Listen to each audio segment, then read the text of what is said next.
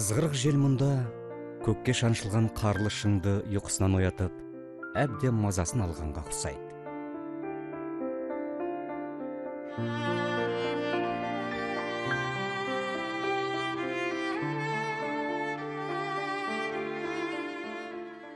Аспандағы бұлттың өзі мұз құрсауына тұтқынға түскендей арпалысады. Қызық іздеп келген талай жанның иманын үйіріп, жанын алқымына тіреген алып тау, бейне бір тәңірмен тілдесіп тұрғандай.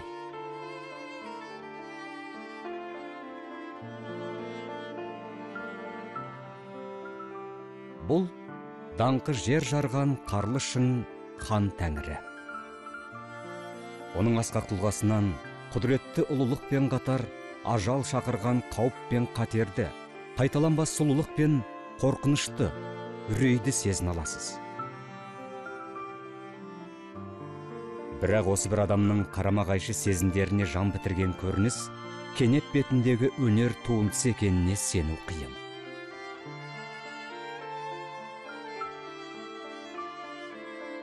Соған қарамастан аса сұсты көрінген құзаршың нәзік түс реңктерінен түзілген.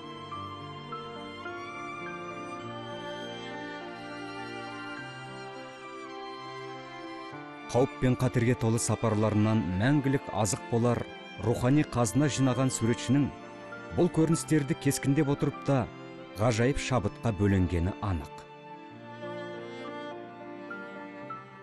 Өйткені біздің бүгінгі әсерлі әңгімеміз әлемге әйгілі импрессионистердің көшін 21 ғасырда жалғастырып келе жатқан кескіндеме жанрының айтулы шебері Андрей Старков жайлы болмақ.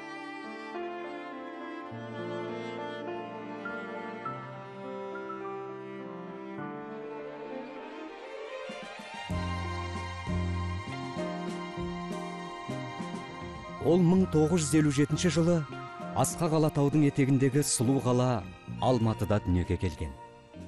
Сәби шағынан ақ қағаз бен қаламды қызық көрген баланың кейін суретші болатынына ешкім күмәнданбаған. Кейін ол Новосибирскінің инженерлік құрылыс институтына оқуға түсіп, сәулетші мамандығын меңгереді. Алғашында Мәскеу мен Алматы қалаларының жобалау институттарында сәулетші болып еңбек етеді. Көптеген жобаларды жүзеге асырады.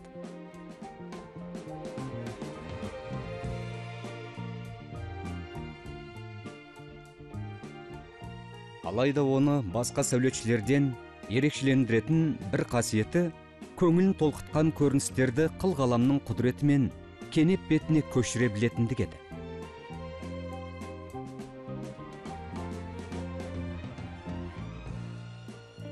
Суретшінің қызығушылық өрісі тек кескінде өнерімен ғана шектелмейді.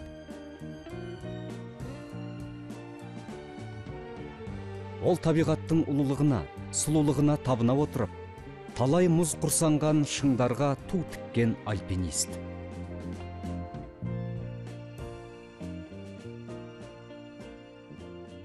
Андрей Старков Гималай мен орталық Тянь-Шань шыңдарын бағындырған батыл жандардың бірі. Қай жерде жүрмесін, фотоаппараты мен қыл-қаламын қолынан тастамайтын жанның іздегені де, табиғаттың миллион бояумен құбылған қайталанбас сәті, ауа райының бір-біріне ұқсамайтын мінезі екені бәрімізге аян.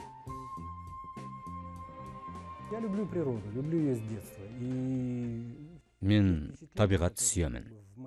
Бала кезімнен жан дүниемді толқытқан әсерлер шығармашылығымның арқауы болып табылады. Мен өзімнің пейзаждарымды белгілі бір шартты жағдайды емес, шынайы табиғатты бейнелеймін. Оны ғажайып әлеммен қарым-қатынасымнан туған жанымның күйі десем болады. Оның туындыларында қарапайым ғана тау көріністері өзінің табиғилығымен таңдандырады.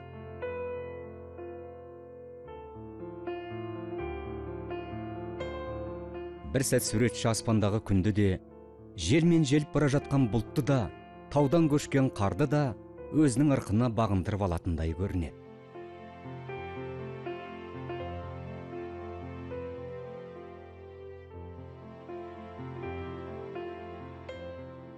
Причем удивительно, что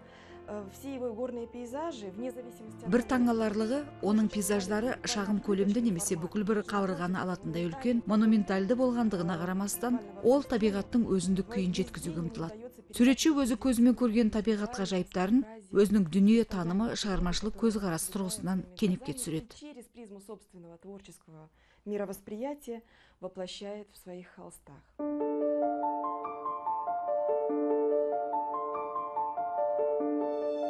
Атақты Шарын шатқалы да суретшінің шабытын шалқытқан еліміздің ең көрікті жерлерінің бірі болып табылады. Өзен бойын жағалай сән түзген ғажайып пішінді алып жартастарды көргенде, ертегілер әлеміне тап болғандай күй кешесіз.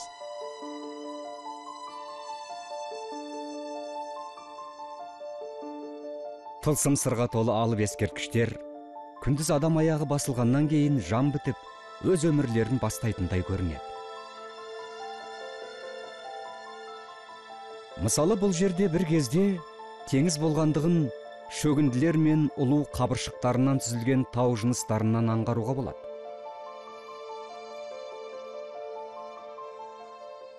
Суретші шарын көріністерін шатқалдаралаған адамның көңіл күйі, таңданысты сезімдер мен астастыра бейнелейді. Өйткені, мына бір ғажайып ескерткіштерді жасаған табиғаттың өзі жаңбыр мен жел екендігіне таңдан басқа амал жоқ.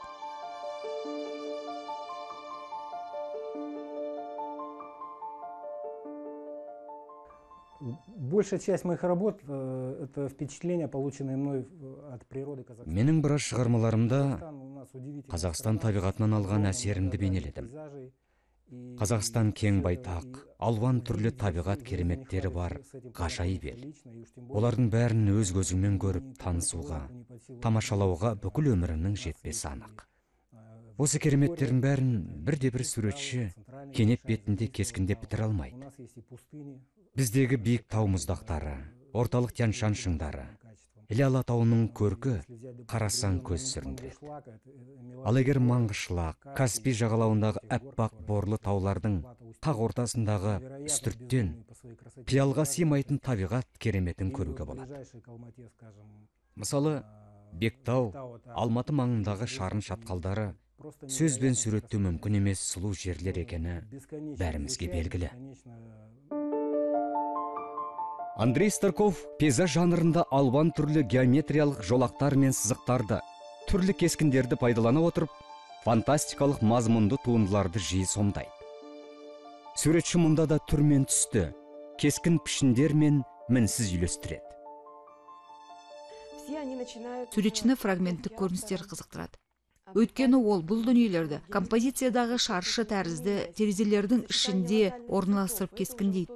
Қандайда бір жеміс көкөніс Андрей Старковтың кескіндемелік туындысында солып бар жатқан күйінде суреттеледі. Очень яркого и индивидуального своеобразия. Суретші осы уақытқа дейін өзі сүйетін тұйық суды бойлай, оның бастау бұлағының мәңгілік мекені болған мына бір тау алқабын кенепке түсіруден жалыққан емес. Тұйық су алқабының күннің қозғалысымен мың құбылған көрінісі, жылдың 4 мезгіліндегі өзгерісі оны жиі толқытады. Суретші мұнда жарықты, көңіл күйді, табиғаттың мінезін, ауа райының өзгерісін жеткізу үшін шебер пайдаланады. Сондықтан мұнда жарық бәрін қозғалысқа келтіріп, бәріне жан бітіріп тұр. Суретшінің тұйық суға арнаған топтамалары 4 шумақ өлең жолдарындай жұп-жұмыр, шағын кеңістікте бейнеленген. Мұндағы көріністер бір қарағанда бір-біріне ұқсағанымен, бірақ олар бірін-бірі қайталамайды.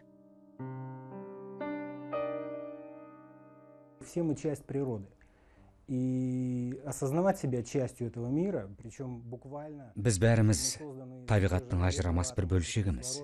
Өйткені мына әлемдегі заттар қандай атом, молекулалардан тұрса, біз де планетамызды құрайтын оттегі, сутегі сынды элементтерден тұрамыз.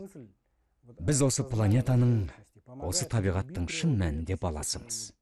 Міне осы бір ақиқат мені табиғат сүюге, оны аялауға, өзімнің туындыларымда бейнелеуге көмектеседі. Біз оның туындыларынан суретшінің бір кездегі Алатаудың бөктеріндегі бақтардың әдемілігіне куә болғандығына көз жеткіземіз. Өйткені қарлы шыңдардың етегі көктемде гүлге оранып, жазда алқызыл алмасымен көз қуантатын. Ал күзде уылжып піскен алманың хош иісін алып қашқан самал жел қала тұрғындарын тауға қарай жетелейтін еді. Өкінішке орай, алма бақтардың бүгінде орны да қалмаған. Сондықтан бұл туындылар бүгін тарихи деректердей құнды. Суретшінің батылдығы таңдаған түс жиынтығынан айқын аңғарылады. Тіпті табиғатта үйлесуі қиын түстер де мұнда бір-бірімен мызғымас тұтастық тапқан.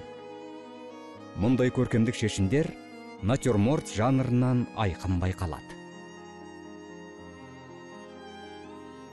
Художника интересует фрагментарность, поэтому нередко он размещает эти предметы в таких условных квадратных... Суретшіні фрагменттік көріністер қызықтырады.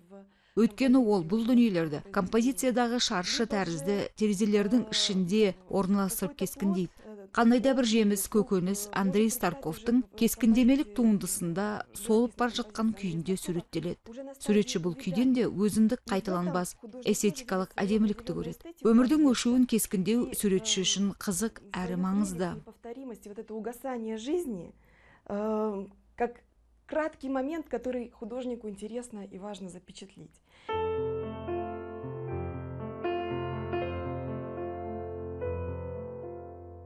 Шынында да шығарманың басты нысанасына айналған заттар бұл жерде де жай ғана кескінделе салмайды.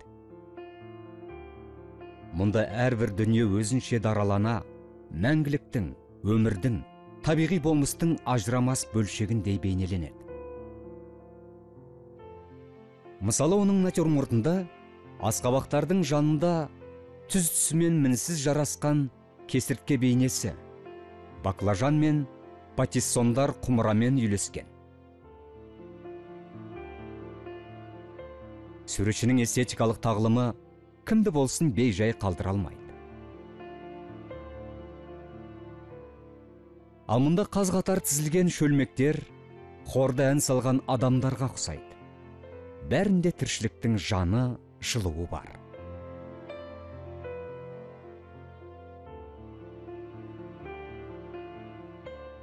Бір қызығы, натюрморттар топтамасында оның салған тау көрінісін байқаймыз. Одан біз картинаның ішінен картинаны тамашалап тұрғандай әсерде боламыз.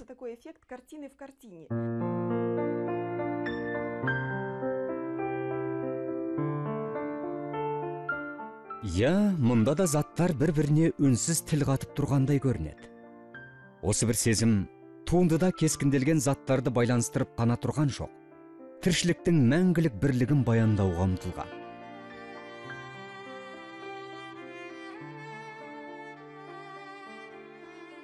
Андрей Старков ғажайып суретші ғана емес, ол көркем фотомен де айналысады. Суретші ең алдымен өзінің назарын аударған дүниемен қандайда бір байланыс орнатып алып, суретке түсірсе, бәрі сәтті болатынын жасырмайды. Егер көлдің көркін суретке түсіргің келсе, оның ең көрікті жағын түсіретін жерді аяғың өзі табады. Тіпті бұлт арасынан сығалаған күнде саған керекті әдемілікті жасап береді дейді суретші.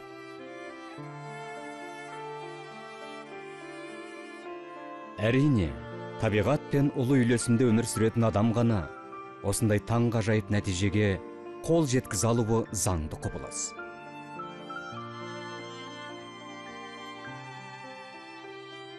Өйткені біз тылсым табиғат пен суретші жан дүниесінің арасындағы нәзік байланысты оның кез келген туындысынан көреміз. Осы нәзік байланыс ешқашан үзілген емес.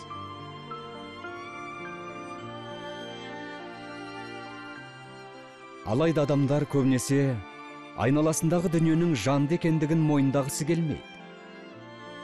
Бірақ ормандар мен өзендер, таулар мен көлдер, гүлдер мен өсімдіктер де жанды тіршілік иесі болып табылады.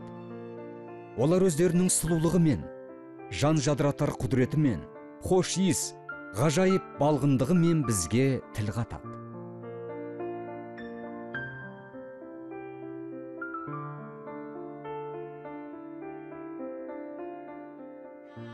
Ал суретші Андрей Старковтың бастарманы, шығармашылығының мәні де табиғаттың осы бір сырын көрерменге жеткізу.